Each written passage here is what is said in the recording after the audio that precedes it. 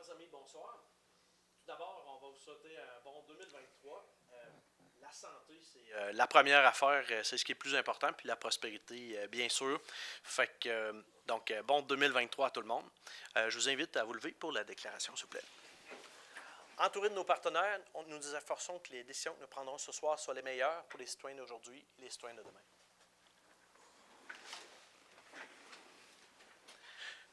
On va adopter l'ordre du jour. Il va y avoir les thèmes neufs qu'on retire de ça. On va le reporter à une autre séance parce qu'on veut documenter davantage pour une résolution. Alors, on a besoin d'un proposeur pour l'ordre du jour avec Danny. Adoption des procès-verbaux, séance régulière 5 décembre dernier, séance extraordinaire du 12 décembre et 21 décembre. Donc, est-ce qu'on avait des interventions? Proposeur avec Richard. Information générale sur les précédentes séances. En fait, au mois de décembre, justement, dans ces séances-là, on a passé l'adoption du budget pour 2023. Donc, tout d'abord, vu qu'on a quand même un nouveau rôle d'évaluation qui va entrer en vigueur, il y a eu quand même des majorations importantes sur les propriétés. Donc, si on veut, Saint-Victor passe d'environ 265 millions de dollars. Si on prend les valeurs de toutes les maisons, l'église, les terres, tout le kit, ça vaut ça. Et maintenant, si je me rappelle, c'est 325 millions de dollars à peu près, hein, oui. Si je me rappelle bien. Donc, merci beaucoup. Donc, tout ça faisait en sorte que si on ne faisait rien, la municipalité aurait eu environ un demi-million de dollars de plus de revenus. Donc, pour contrer ça, parce que nous autres, c'est évidemment notre engagement de plafonner le compte de taxes, puis on va chercher de l'argent seulement si ce qu'on a de besoin, on essaie d'être utilisateur-payeur. Donc, dans cette optique-là, on a baissé de 11 cents du 100 $ la taxe foncière.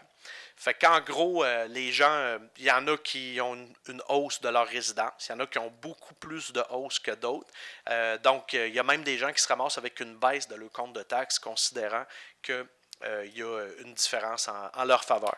Je vous dirais que les augmentations majeures de valeur, c'est surtout au niveau des commerces, des industries. C'est plus ça là, qu'on voit qu'il y a une bonne différence. Certaines résidences aussi au niveau rural, donc au lac aussi, c'est plus marqué, mais c'est ça. Et on a aussi au village, on a l'entrée en fonction. Donc, la distribution au courant du printemps, donc du bac brun, le troisième bac. Et ça, ça amène une charge de 152,66, si je me rappelle bien. Fait que c'est pas mal les différences marquées qu'on a là-dedans. Ce qui nous aide aussi, c'est que le fait que la municipalité a toujours une bonne gestion au niveau de la dette, là, qu'on n'a pas trop de dette. Donc, ça nous aide un peu à ce niveau-là. Fait que c'est pas mal ça qu'il y a eu avec les précédentes séances. Et pour le reste, donc, on avait est-ce qu'il y avait d'autres interventions? C'est pas mal ce qu'on avait. Donc, parfait. On va passer avec le dépôt du rapport du maire de 2022.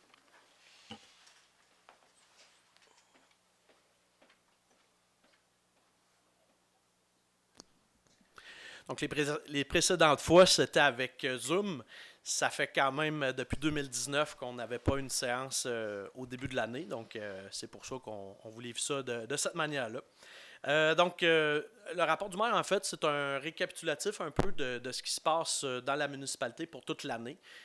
Habituellement, c'était une formule légale, c'était vraiment prescrit. Là, maintenant, c'est un peu différent, c'est vraiment très, très limité. Mais nous autres, par souci de transparence, on veut quand même faire un bon résumé de ce qui s'est passé au courant de l'année précédente.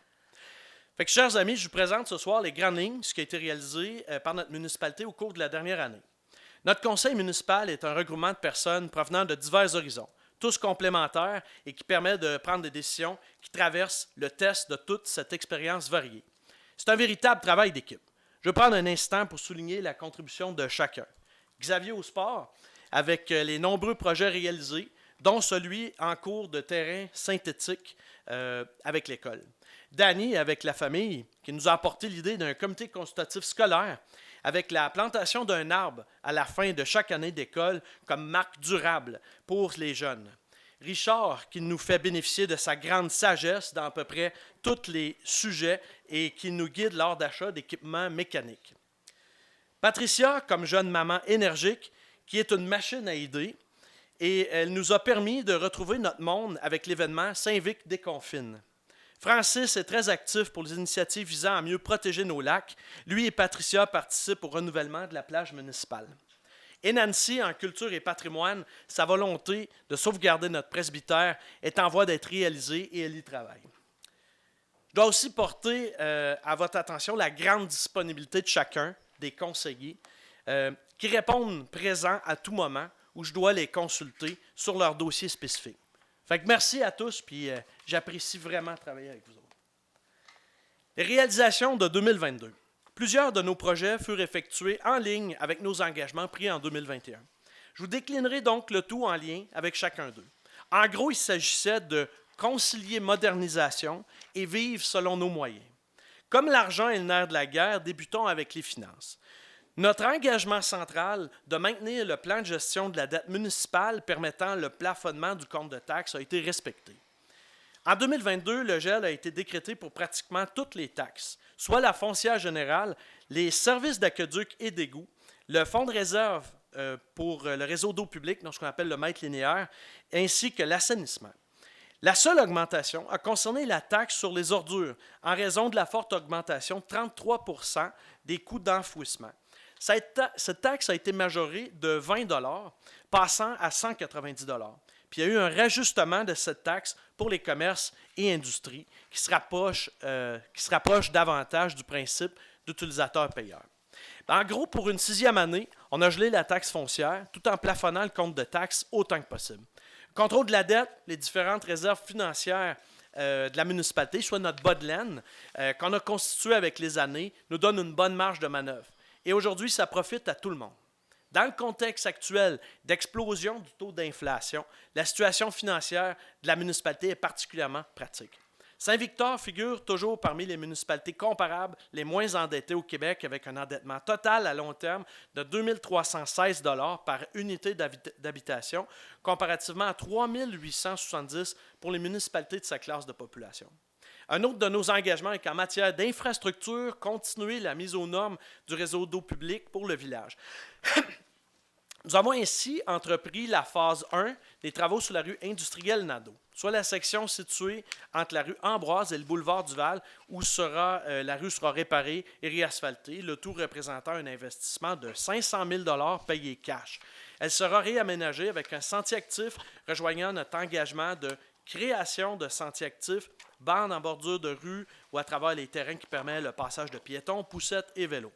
Cependant, les travaux n'ont pu se dérouler à la vitesse prévue en raison des autres travaux du ministère des Transports sur la route 108 et la rue principale. Donc, empêchant nos camions de s'approvisionner rapidement en matériel à la carrière à Saint-Ephrem. Le tout se poursuivra donc cet été. Parlant de la route 108, on est pas mal content que les travaux du ministère des Transports, donc sur notre rue principale, qui n'a jamais eu aussi fière allure depuis une quinzaine d'années, on tient à remercier vraiment notre député Luc Provençal d'avoir défendu l'importance de notre dossier auprès du ministère. On a aussi remplacé la rétrocaveuse, un investissement de près de 180 000 $ acquitté au comptant sans recours à de l'endettement. Un engagement apprécié tant par les familles que les aînés est de persister en investissement de qualité de vie, donc les sports, loisirs, culture et parcs. En juin, nous avons ainsi procédé à l'inauguration du parc Robert Fortin. Sur les terrains de l'Hôtel de Ville et célébrant cet artiste natif de Saint-Victor-de-Trigne, connu à l'international, c'est pas rien. En août, nous avons officialisé le dévoilement d'une nouvelle surface multisport, donc soit la phase 8, de l'ensemble sportif dont fait partie le terrain de baseball. Sa construction a été effectuée en plusieurs étapes depuis l'été 2021. Elle permet la pratique de plusieurs activités telles que le basketball, le hockey-ball, le balle au mur et le volleyball. Il s'agit d'un investissement de près de 250 000 $, dont environ la moitié provient d'une subvention, ainsi que de contributeurs de la communauté, alors que l'autre moitié, soit environ 120 000 $, est défrayée par la municipalité et payée comptant, donc sans emprunt. La réalisation de ce nouvel espace sportif est un bel exemple de solidarité locale. Merci aux bénévoles de ce comité, donc un comité spécial qui a eu pour réaliser ce projet-là, puis ainsi bien sûr qu'aux commanditaires. Ressources humaines. D'abord, on a eu 3 départs. soit le directeur général, Félix Nunez, qui souhaitait se consacrer à temps plein au développement de son entreprise personnelle. Alors que Sarah Veilleux, adjointe administrative, a pour sa part voulu changer de domaine, tous deux ont quitté en septembre. Enfin, Catherine Métivier, qui était contractuelle comme chargée de projet au niveau des sports loisirs, s'est retirée en décembre après plusieurs années et contributions. Merci à chacun d'eux pour leur service à la municipalité. Une mention spéciale à Sylvie Groslot, directrice générale adjointe, et à Myriam Bélanger aux communications pour leur support indéfectible pendant toute cette transition. Merci. Ça fait plaisir. Nous avons confirmé Caroline Jacques comme nouvelle directrice générale de la municipalité, arrivée en novembre. Elle est originaire de Saint-Benoît et a un baccalauréat en services financiers et a œuvré dans le domaine bancaire. Elle a une forte détermination et dispose des aptitudes dont notre municipalité a besoin. Mélissa Bellec a été embauchée comme nouvelle adjointe administrative, originaire de la Rive-Sud de Montréal, installée en Beauce depuis une douzaine d'années et maintenant résidente de Saint-Victor, donc avec sa famille. Elle a œuvré dans le privé, notamment dans le monde de la construction, avec des responsabilités similaires. Enfin, nous avons recruté une nouvelle coordonnatrice des loisirs, culture et vie communautaire, soit Karen Lessard, qui est originaire d'ici. Enseignante de formation, elle a cumulé plusieurs années d'expérience en loisirs, événementiels, développement de projets, notamment 6 ans à l'OTJ de Saint-Victor. Par la suite, donc, aussi au niveau 2 ans aux festivités western, puis jusqu'à tout récemment à la municipalité de Courcelles, dans un poste similaire à celui qu'elle occupe ici. Bien, on est pas mal heureux d'avoir pu combler ces postes avec des excellentes candidatures comme celle-là, considérant en plus le grave manque de main-d'œuvre actuellement. La main-d'œuvre n'est pas très disponible. Puis on a aussi célébré les années, cette année, on a célébré 10 ans de service de Robert Jacques puis de Simon Busque pour la municipalité au sein de notre équipe de voirie. En début d'année, nous avons signé une nouvelle convention collective pour le personnel de voirie. D'une durée de 5 ans, le renouvellement de l'entente comporte, donc l'entente de travail comporte de nombreuses hausses salariales et bonifications diverses selon certaines responsabilités, ainsi qu'en ce qui a trait aux vacances et au régime de retraite. L'ensemble du personnel municipal bénéficie aussi désormais d'une assurance collective complète. Pour nous, comme conseil, le respect du travailleur, c'est une priorité. Il ne faut pas oublier que ces employés-là, c'est le personnel qui matérialise les décisions des élus. Puis en ce sens, il faut toujours avoir une relation gagnant-gagnant. Il y a des municipalités qui ont pas mal de troubles à trouver du monde puis de garder des membres de personnel. Puis on ne veut pas vivre ça ici. Il faut s'arranger de demeurer concurrentiel à ce niveau-là. On a des travailleurs dévoués puis en nombre suffisant. Dans le contexte contraignant actuel qu'on a parlé, comme citoyen contribuable, on est privilégié. D'autres personnes liées à la municipalité ont tiré leur révérence. Certaines normes ayant été mises en lumière stipulent qu'après 65 ans, un pompier ne serait plus assurable par la CNESST. En ce sens, Marc Bureau, qui n'a pas besoin de présentation, a été pompier pendant 66 ans, dont 34 ans comme chef, ainsi que Harold Bureau, qui a été pompier pendant 43 ans. Se sont tous deux retirés. Tout comme Vicky Boutin, qui a été en service pendant 5 ans et fut notre première femme pompier. Et par la suite, on a aussi Étienne Bernard, qui a été pompier pendant 9 ans. Œuvrant au sein de l'équipe des premiers répondants depuis maintenant 16 ans, Dany Jolicoeur s'est retirée cette année. Fernande Jacques Boucher, qui a annoncé son départ du comité consultatif d'urbanisme, le CCU, elle s'est impliquée dans ce comité-là pendant 22 ans, donc depuis la fondation du comité. Un immense merci à chacun d'eux qui se sont impliqués pour sécuriser et améliorer notre communauté pendant toutes ces années-là.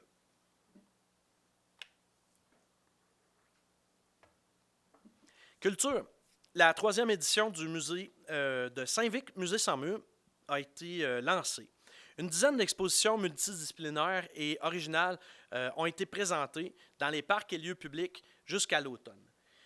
Une carte de localisation des lieux sous le nom « La ruée vers l'art » a été dévoilée pour découvrir un parcours riche en couleurs et en originalité sur des sites variés dans le village, de même qu'à la plage du lac Fortin.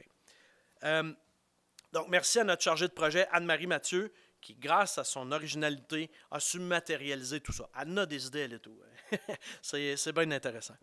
La municipalité a rendu hommage au bâtisseur de la télévision communautaire de Saint-Victor, TCSV, qui a fêté ses 40 ans en 2022. lors de la réception civique annuelle donnée par la municipalité dans le cadre des festivités western.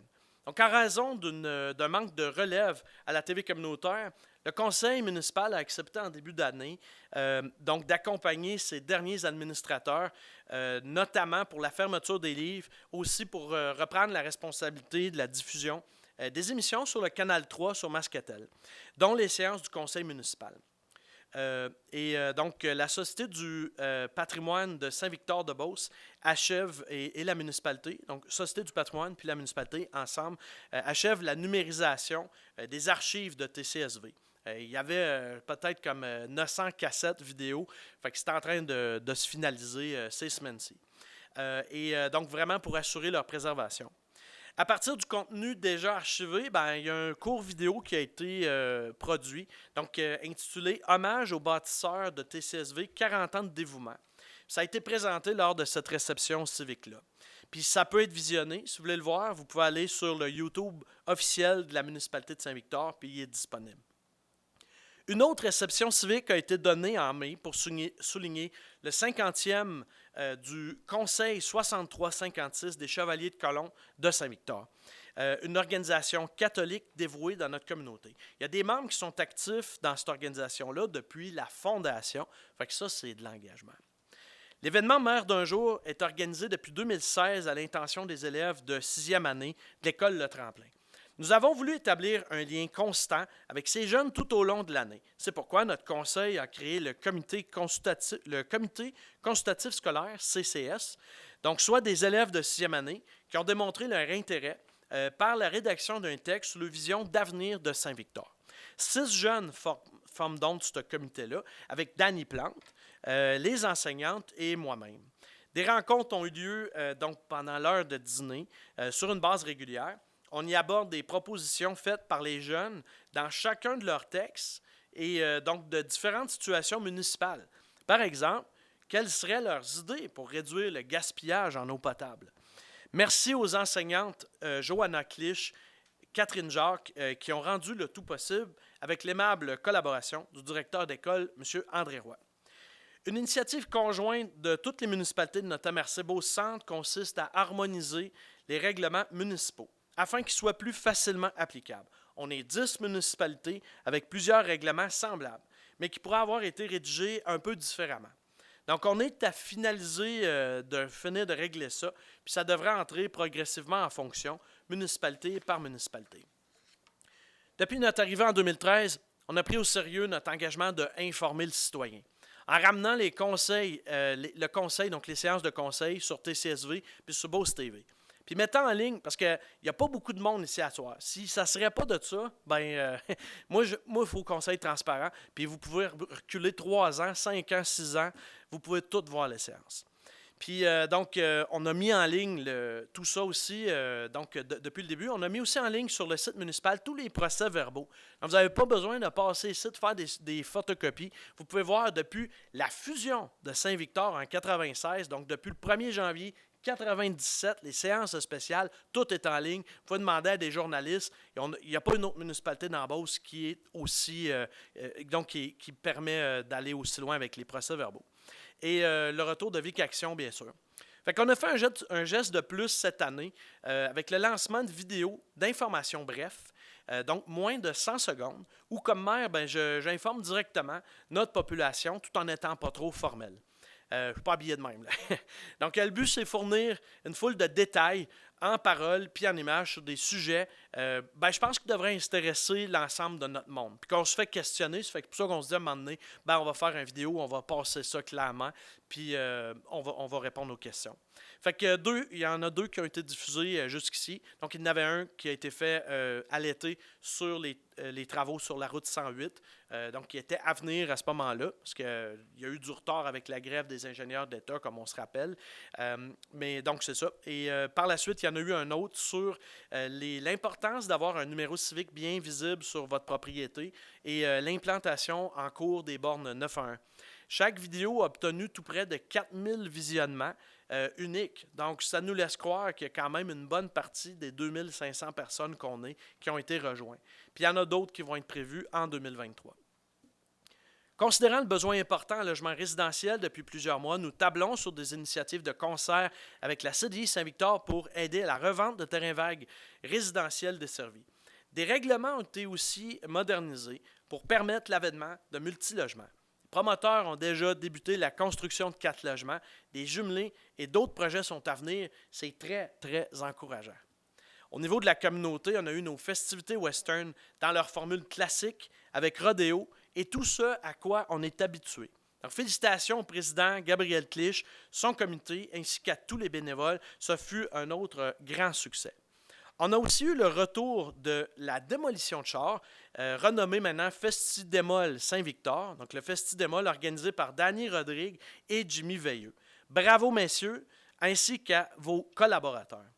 Aussi, on a eu la 2e édition de la messe Gospel et le rassemblement Spider tenu par l'Hôtel historique Route 66, sans compter la vente du séminaire du Sacré-Cœur qui se transforme peu à peu en manoir Route 66, qui attirera plusieurs événements d'envergure chez nous à Saint-Victor. Fait que bravo Marcel Pagé, Danny Pelcha puis toute votre gang. Prévision pour 2023. Donc pour une 7e année, on s'efforce de plafonner nos comptes de taxes. La taxe foncière générale baisse de 11 cents, on en a parlé tout à l'heure, pour contrer l'impact du nouveau rôle d'évaluation qui entre en vigueur cette année. Bien, comme élu, évidemment, on n'a pas de contrôle sur le rôle d'évaluation. Normalement, ça veut dire que s'il est en hausse, bien, qu'il y a une désirabilité, puis que la propriété, bien, vous pouvez la revendre au minimum, ce prix-là, puis peut-être même plus parce que c'est la valeur marchande qui fait office de ça. Cette année, comme je disais, donc c'est plus le secteur commercial, industriel qui ont été affectés. Notre rôle, nous autres, comme élus, ce qu'on peut faire là-dedans, bien, c'est de réduire le taux de taxe foncière pour qu'en bonne partie, nos comptes de taxes restent stables. Puis on a fait la même chose avec les rôles précédents, donc en 2017 et en 2021. Stratégie résidentielle, bien, on souhaite poursuivre le développement des terrains prêts à la construction puis à l'avenue d'autres multilogements. De jeunes locataires sont souvent d'éventuels intéressés à se bâtir. Donc, enraciner plus de monde ici, puis ça va nous aider en ce sens-là. La construction en cours d'un terrain synthétique multisport qui sera utilisé, entre autres, pour le soccer est le fruit d'une collaboration entre l'école Le Tremplin et la municipalité. Ce projet a été est réalisé sur un terrain appartenant déjà à l'école et qui vient aussi réduire le coût de construction. Donc, selon les prévisions, la portion municipale devrait revenir à environ 250 000 $ payés comptant sur un budget qui avoisine le demi-million de dollars. On aura un des plus grands terrains synthétiques en Beauce, hormis Saint-Georges et Sainte-Marie, ce qui nous permettra à nouveau de se démarquer avantageusement. Les travaux seront complétés au printemps, de sorte que le terrain devrait être prêt pour l'été. Fini le gazon pas à bonne longueur ou la réfection des lignes, ça va être durable puis bien fait. On va parler d'autres choses. C'était années ça. La phase 2 de la réfection de la rue industrielle Nadeau se poursuivra selon les subventions possibles. Nous considérons aussi entreprendre un chantier majeur pour les rues des Écoliers, Fecteau et Veilleux. La plage du lac Fortin sera grandement améliorée par l'aménagement de bâtiments et installations modernes. Cette année, ce sera la bonne. La municipalisation du presbytère est presque chose faite. Les modalités ont été convenues depuis plusieurs mois et on démarre l'analyse du carnet de santé de l'édifice. Il faut préserver notre patrimoine. Nos ancêtres ont travaillé fort pour nous léguer ça. On va leur faire honneur. L'implantation des bornes 911 se concrétisa pour une bonne partie du secteur rural. Souvent, dans d'autres municipalités où quand c'est implanté, bien, il peut y avoir un frais d'une centaine de dollars qui est chargé sur le compte de taxes des propriétaires concernés. Ce ne sera pas le cas pour Saint-Victor, où la municipalité effectue cet investissement à même les surplus budgétaires cumulés. Nos projets, pour les réaliser, on peut compter sur le personnel municipal. Les employés de voirie menés par notre chef d'équipe Robert Jacques, personnel de bureau et chargé de projet, œuvrant avec notre nouvelle DG, Caroline Jacques. Un sincère merci pour ce que vous accomplissez, tout le personnel, au service de nous tous, citoyens contribuables. Merci à nos premiers répondants, à nos pompiers et leur chef Steve Bureau, des gens dévoués. On est privilégiés de pouvoir compter sur vous en tout temps. Et à nouveau, merci à mon équipe pour son appui indéfectible. On va accomplir avec vous et pour vous, s'unir pour bâtir. Merci beaucoup.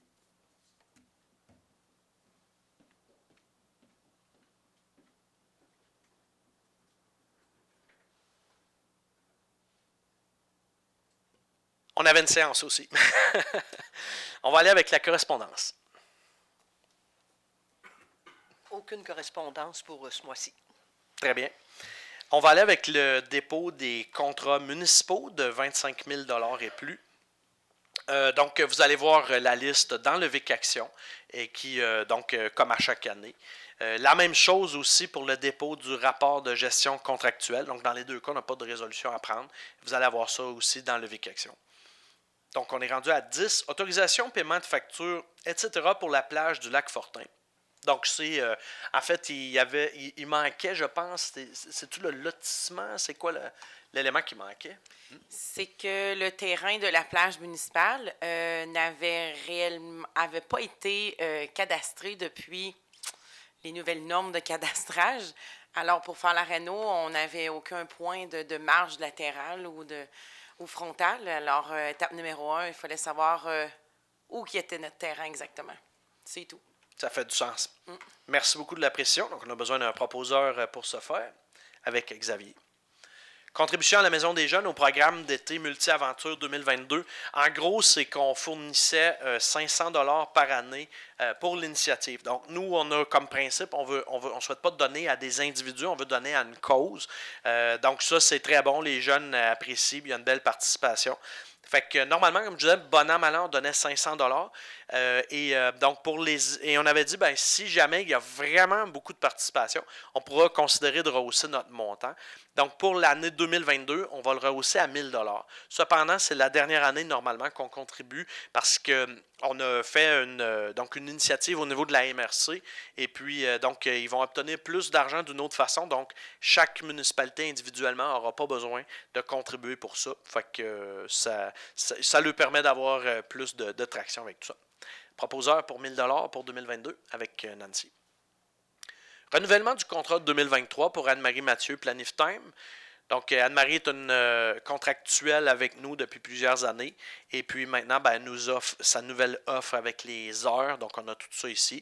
Ça vous convient, on a besoin d'un proposeur avec ça, avec Patricia. Mandat contrôle des moustiques. On en a parlé un peu. Normalement, il y avait eu une intervention qui était faite à la station et au village. Donc, cette année, comme l'année passée, on prenait les deux options. Cependant, l'année passée, bon, il y a eu différentes affaires. On sait qu'au niveau de la météo, ça a été une chose. Mais on veut aussi avoir la possibilité de peut-être donner, avec toute la gang de monde qu'on est, on a différents vécus et on habite plus ou moins proche des zones en question. Donc, à ce moment-là, on va le fournir avec les zones qui vont traiter. On va être capable d'apporter des précisions. Fait qu'on va passer à la résolution, mais on va avoir les zones traitées puis avoir la possibilité de s'exprimer. Proposeur là-dessus, avec Danny. Parfait. On a plusieurs avis de motion et projets de règlement à passer. En fait, c'est encore une fois pour le séminaire du Sacré-Cœur.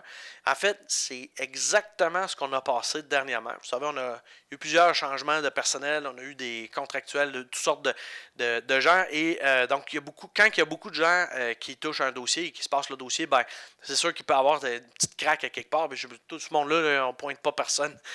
C'est plate, mais à cette heure, on sait ce qu'il faut faire. C'est surtout ça le principal. Puis on remercie nos partenaires. En fait, on réadopte tout à la virgule près, tout est identique.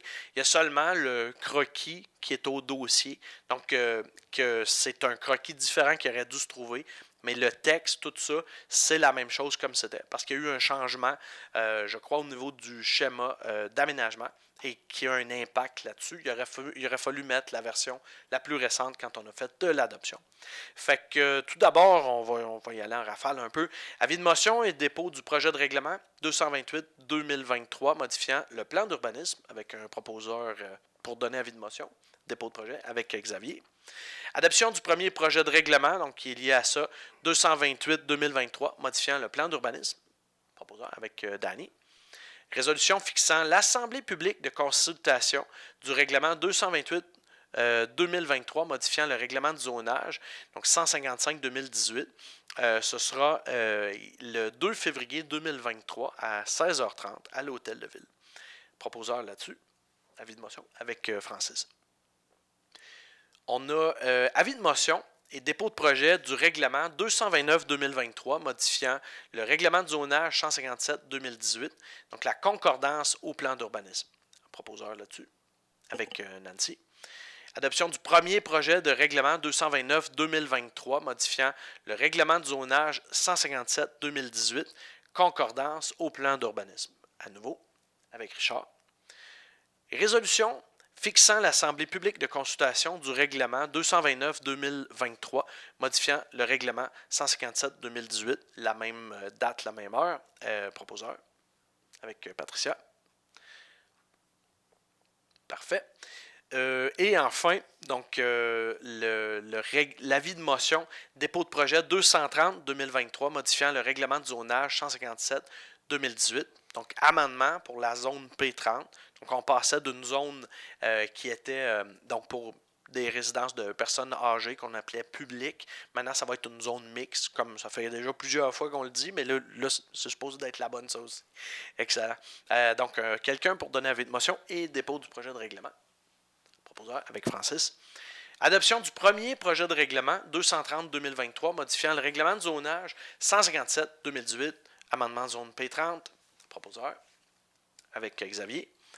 Et enfin, résolution fixant l'Assemblée publique de consultation du règlement 230-2023, modifiant le règlement de zonage 157-2018, tel qu'amendé. Toujours 2 février à 16h30. Proposeur avec Francis. Très bien. On passe avec les dossiers des élus, rapport des activités, avec Xavier pour Services, Loisirs et Tourisme. Bonsoir à tous. D'abord, je vous souhaite une bonne année à tous les résidents de Saint-Victor. Donc, santé, bonheur, tout le kit.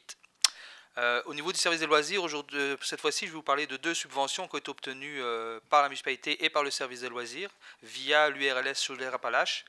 Une première subvention de 1 750$ qui a été cherchée pour l'achat de paddleboards qui vont être destinés au lac Fortin. Donc, on va pouvoir profiter dès cet été.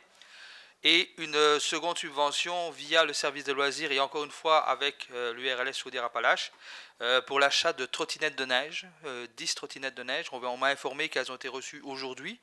Donc c'est quelque chose qui va pouvoir être disponible directement à partir de demain pour les résidents de Saint-Victor. Donc ceux qui veulent pratiquer la trottinette de neige comme activité hivernale, c'est prévu à Saint-Victor.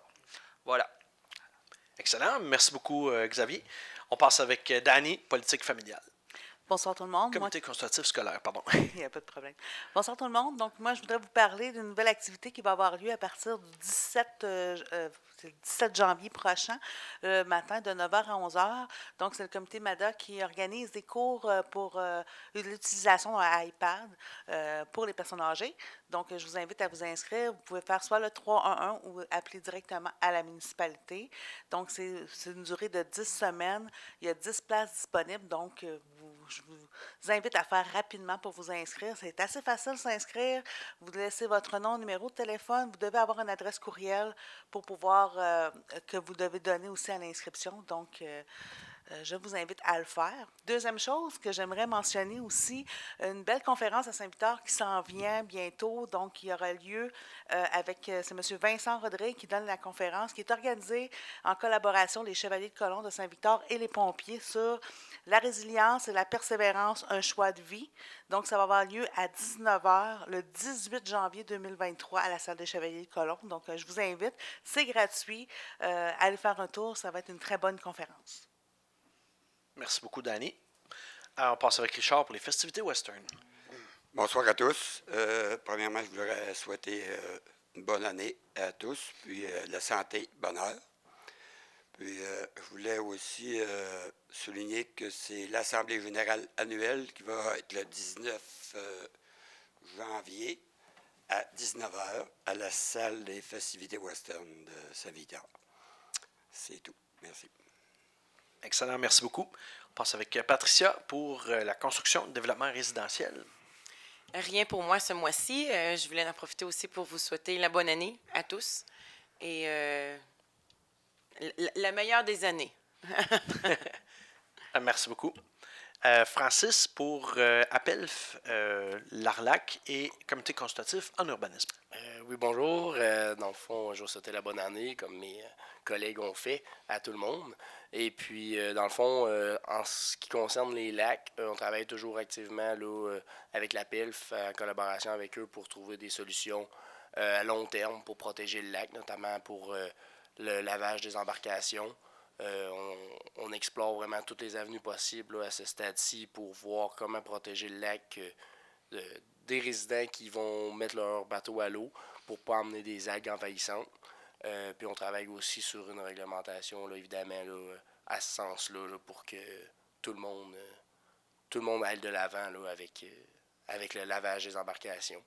Donc, c'est ça. Donc, on va vous faire suite à tous ces projets très bientôt lorsque on aura plus de débouchés. Donc, merci. Merci beaucoup.